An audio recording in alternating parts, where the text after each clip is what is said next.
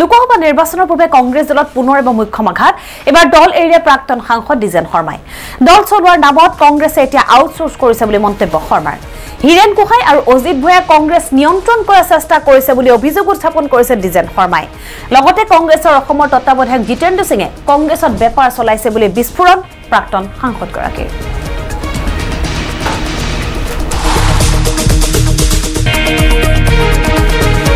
আজি অতি দুখেৰে এই দলটোৰ পৰা পদত্যাগ কৰিব ওলাইছে অসমত এতিয়া কংগ্ৰেছ দলটো আউটসোৰ্স হৈছে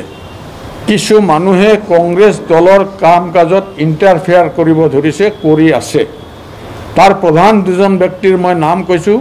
এজন হৈছে অজিত ভূঞা আনজন হৈছে ডক্টৰ হিৰেন গোহাঁই এই দুজন ব্যক্তিয়ে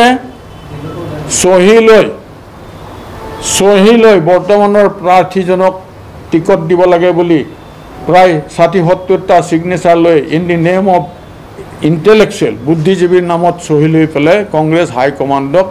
ডিমাণ্ড কৰিছে এতিয়া যদি বুদ্ধিজীৱীয়ে সহি দিলে টিকট পায় তেতিয়াহ'লে পলিটিকেল পাৰ্টিৰ সদস্য হোৱাৰ কি দৰকাৰ ভূপেন বৰা ডাঙৰীয়াৰ ওচৰত টিকট বিচাৰি গ'লে টিকটৰ কথা ক'ব গ'লে পইচা কিমান আছে সুধে তেওঁ হৈ দিব লাগে চান্স অফ সাকসেস কেনেকুৱা আপোনাৰ কিন্তু সেইটো নুসুধে তেওঁ সুধে আপোনাৰ পইচা কিমান আছে এই গোটেই কথাবিলাকৰ মূল নায়কজন হৈছে জিতেন্দ্ৰ সিং ডাঙৰীয়া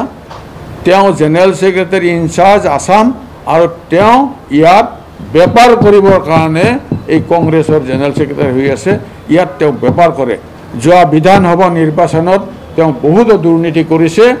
আৰু সেইবিলাক থাকিবৰ কাৰণে মোৰ নিচিনা মানুহে ৰাহুল গান্ধীক এই কথাবিলাক কৈছিলোঁ কাৰণে গহপুৰত গৈ তেওঁ মোৰ ওপৰত ৰিভেঞ্জ ল'বৰ কাৰণে প্ৰতিশোধ ল'বৰ কাৰণে প্ৰতি মুহূৰ্ততে চিন্তা কৰি থাকে